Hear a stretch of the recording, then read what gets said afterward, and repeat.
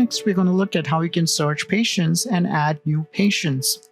So to open up the patient search screen, you can click on the patient on the left-hand side. That opens into the patient search screen. You can search patients using any of the filters here, or if you want to search with additional filters, you can click on the more filters on the right-hand side. And it gives you more filters that you can search patients with. So I'm going to search patient by last name. I'm just going to type in the last name of the patient, and that brings up the results. You click on the patient to open up the patient's information page. Once the patient's information page opens, at the top you can see that, or it opens up into the demographics screen. Now on the demographics screen, the top section is primarily the patient demographics. To the bottom, you can see the patient's insurances. The active ones are regular texted, and any inactive insurances will appear red texted. To the left-hand side, you've got these various patient options, and here you can also upload an image of the patient, either a live image using the camera option, or you can click on the picture to upload an image that's saved on your computer. To the right-hand side of the patient screen, you also have a financial summary. Just click on it and a financial summary pop-up opens up. Now there are also other tabs on the patient screen, like the Documents tab. This is where you can upload patient documents. You can either drag and drop the file here, or click on the Scan tab to scan a document directly from your scanner into the computer. Next is the schedule history. You can look at the patient schedule history from here. You also have a statement history tab. You can see the patient statement histories. There's a ledger tab. You can see the patient's detailed financial. So it shows the patient's financials. You can also filter. There's also date of service filter and accounting date, which is transaction date filters, are also available. You also get the option to export the ledger to Excel or PDF option. And you can also see at the bottom there is a summary of the financials. The Inbox tab is for the messaging screen. Any patient messages you would be able to see on the Inbox tab. Now back on the Demographics tab, you also have a patient alert that will appear. So you can see the red alert. If you click on it, you can see the patient alerts. Also, whenever you open the patient or open up the patient on any billing screen, you will see the alert appear for the patient. I'll close out of this patient and show you how you can add new patients.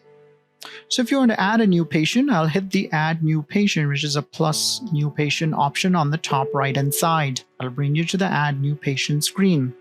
Now on this screen, you can start by entering the patient's last name. So I'll enter the patient's last name and then tap to the first name field to enter the patient's first name. We'll then go into the date of birth field to enter the patient's date of birth. Now you can see that if this patient is already entered in the system, it will warn you that you are entering a duplicate patient. Next, you can select the gender of the patient. In the address field, you can enter the patient's address. Now when you enter the zip code, you will see that's the city and state fill in automatically. On the next in the drop-down, you can select the treating provider for this patient. And if you want to enter any contact information, you can enter it into this fields. There's also additional information fields here to enter any patient additional information. Now once you have finished the top section, which is a demographic section, you can hit the save to have the patient added. So once the patient is added, you can see there's an MR number that appears on the patient's. That is, the record number appears on this field. Now to add the insurance for the patient, on this section where you see the insurance, you can hit the Add Insurance. Now that will bring us to the Add Insurance Company screen, or Add Insurance screen for the patient. Now on this screen, you can select the insurance that you want to add for this patient. So when you type it in, it shows from your insurance list. You can click on the insurance to select that. Now let's say if the insurance is not there in your list, you can hit the plus symbol next to this insurance field, and that'll bring you to the Add Insurance Company screen, which the This is the same screen that we accessed from the setup area. You can also bring up the screen from here, and you can fill in all the new insurance company information like the name, payer ID, address, and hit the save to have that new insurance company added. Once added, you can select that insurance company on this from this insurance field.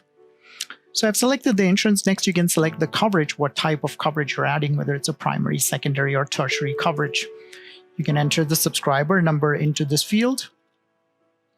And the relationship, you can select the relationship between the patient and the subscriber. If the patient is the subscriber, you can select self here, and you can see it copies the patient's info into the subscriber field.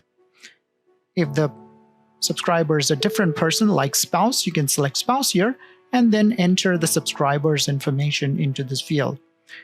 Now, if they both have the same info like last name and address, you can check this box, same as patient. And it'll copy the last name and address from the patient screen. That way you don't have to enter all the information, just the vacant fields here, which are mandatory. That's all you would need to fill in.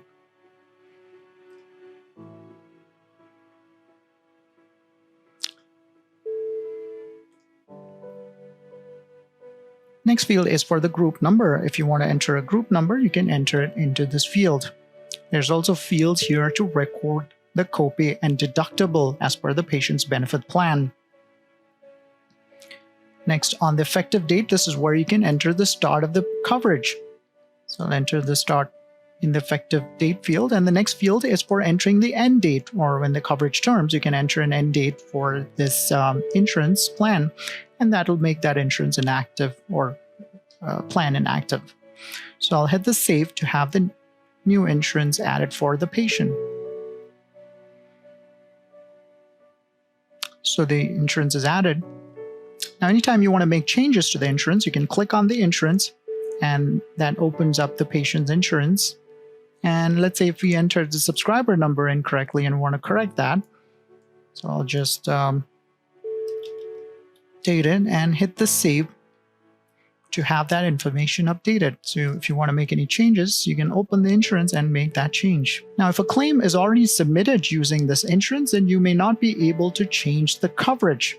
So if it's a primary that is selected for this insurance, you would not be able to change the coverage indicator. This field will become grayed out.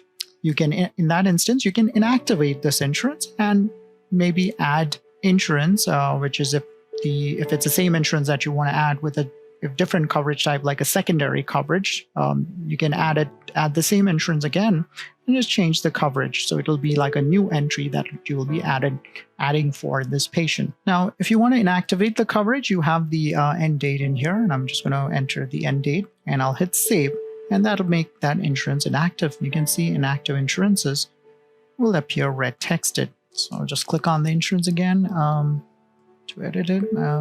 Just going to remove the end date to make it active again. Now, if you want to add the secondary or tertiary coverage, the method is exactly the same. You click on the add insurance, and that brings you to that same patient's insurance screen. And there you can type in the insurance, and you can select the insurance, select the coverage. So I'm adding secondary, so I'm going to select the coverage here as secondary.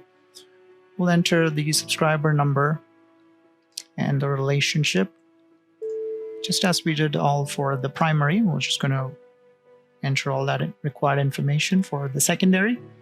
And then the coverage start date, you can enter when the coverage started and any other additional information, and hit save to have the insurance or the secondary insurance added for this patient.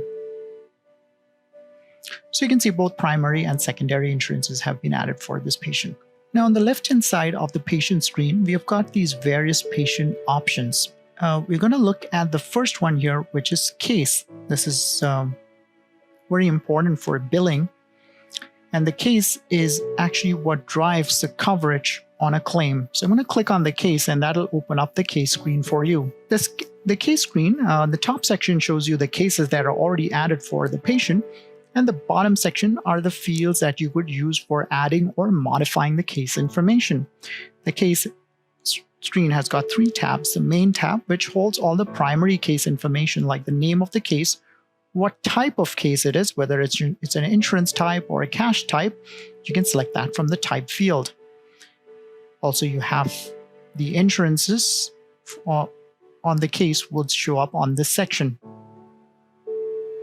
The other thing that you can also select on the case is a fee schedule. So you can select the fee schedule that you want to use for that case. So that's the main tab. Then there's the Others tab where you have different fields here. These are all optional fields if you want to store any patient information like the provider, the treating provider, or initial treatment date, or conditional information, any of those, or any accident or injury information, or even diagnosis code. If you want to save that on the case, you can save it here. Any information that you save on the case at the time of charge entry, when you're entering the charge, that information will flow from the case to the charge. The third tab here is for case switch. When there are multiple cases for a patient, you can use the case switch tab to move a visit from one case to another case. We'll discuss the case switch tab later in later webinars. Now to explain the significance of the case. The case is what drives the coverage on a claim. So you can see that when we added the primary and secondary insurance for this patient, that is, when we added this primary, the system created a case with that primary insurance. So whenever a primary insurance gets added for a patient, the system will automatically create a case with that primary insurance. Now, the case is what drives the coverage on a claim. So when you're entering the insurance that's on the case, that's where the claim is going to get. So the patient can have multiple coverages, like the patient can, let's say the patient has a private insurance coverage and also a workers' comp coverage. So you can, when you add the workers' comp insurance for the patient, the system will create a case for that workers' comp insurance. So if the bill is being entered for private insurance, you can select the case that has a private insurance attached to it.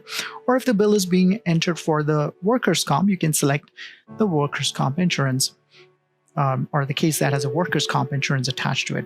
The same also works for when the coverage changes. When you have an older coverage which is switched to a newer coverage. When the older coverage terms, you can end date that insurance and add the new coverage, which will create a new case for that patient. So if the bill is being entered for the older coverage, you can select the case that has the older coverage attached to it. If the bill is being entered for the newer coverage, you can select the case that has the newer coverage attached to it. So that's the significance of the case. That's actually what drives the coverage on the claim. As I was saying before, that the case gets created automatically by the system. So when you add a primary insurance, the system automatically creates a case with that primary insurance. But if you also want to add a case for this patient manually, you can click on the Add Case on the top right-hand side and add a case. For example, for cash patients, you will always have to add cash cases manually, and the system will not automatically create cases for them. So let's say if you want to add a cash case for this patient, we can select that. We can enter the name of the case or select the type here as cash, and we'll just give it a name like self-pay or cash to identify that case. Next, you can also select the fee schedule. If you've got a cash fee schedule, you can also select that fee schedule from this list. Next, we'll hit the save to have the case added. So now this patient has got both the insurance case and a cash case. So if the patient comes in for a cash visit, a full cash visit, you can select the cash case. But if it's an insurance that you want to bill to, you can select the insurance case.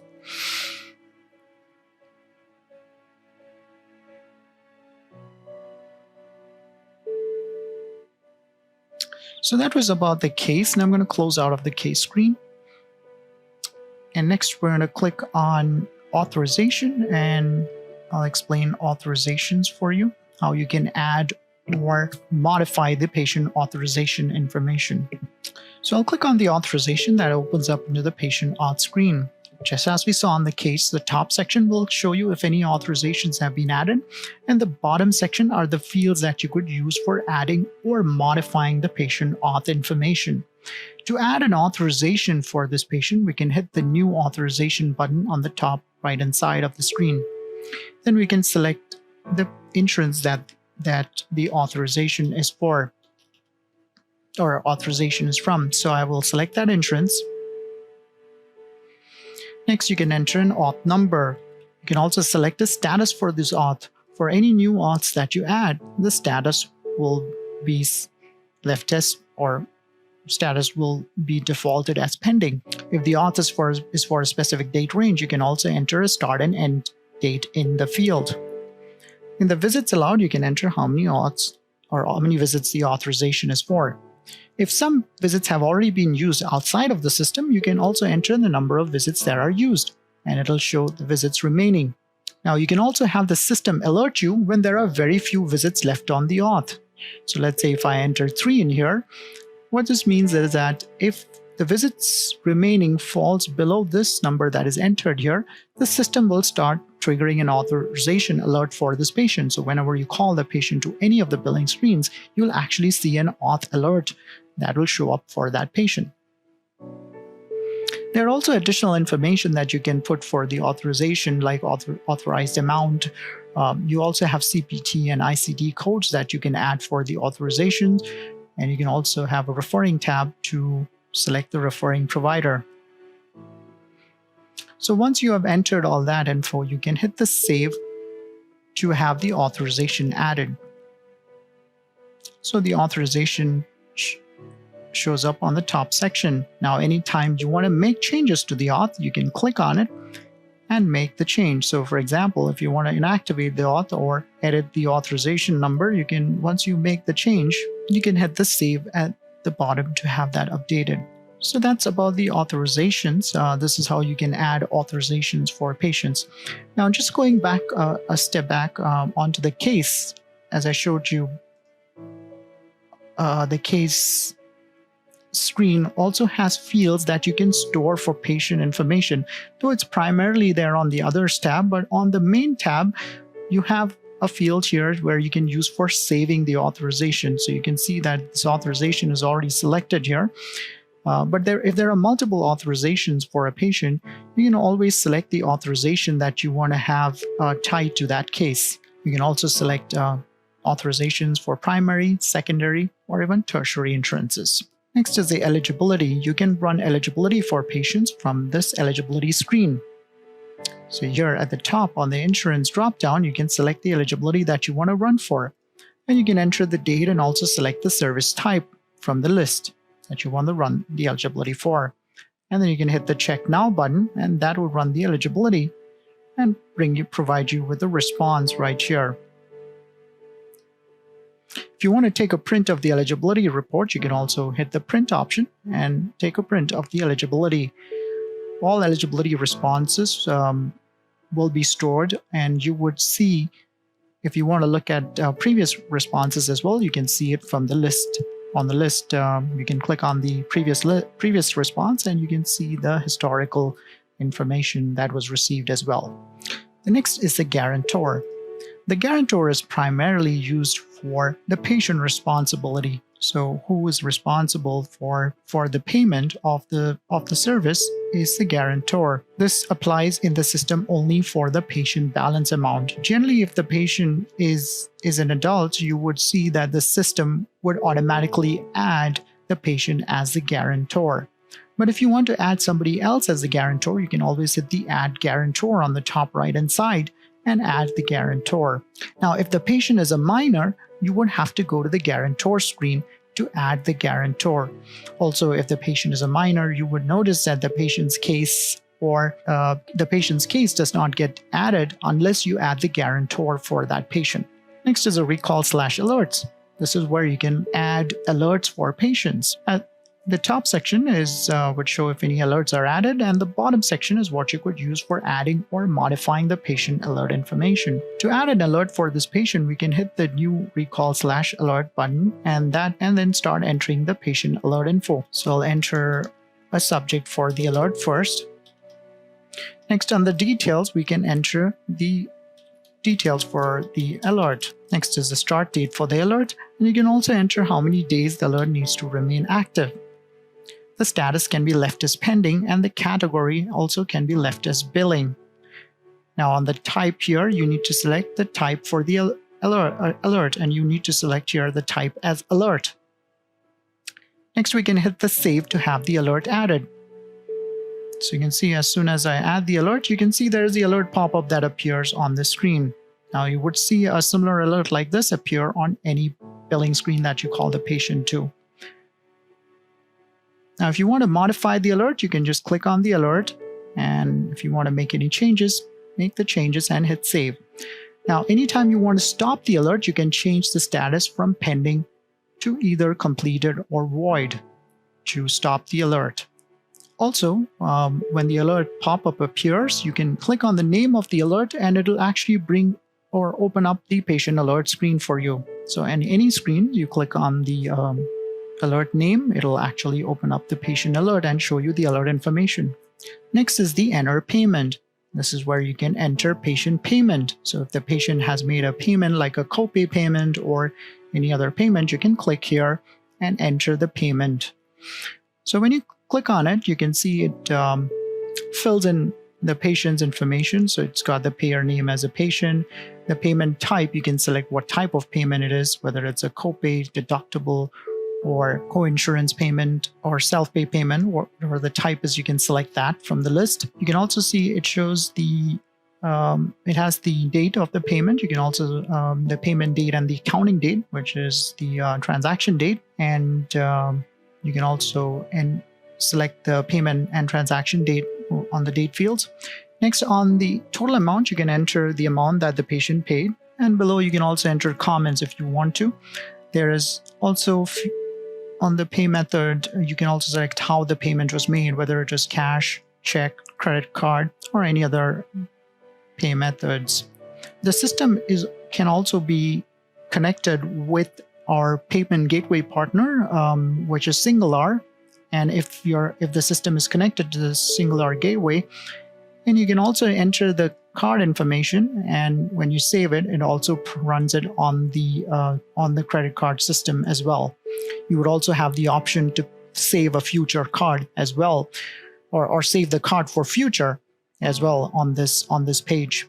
So once you have entered the payment information, you can hit the save to either have the payment added for the patient, or you can hit save and print to have the payment added, as well as to bring you to a receipt screen to print the receipt and give it to the patient. So you can see that it brings you to the receipt screen where you can print the receipt, and you can hit the print on the screen to print the receipt and give it to the patient.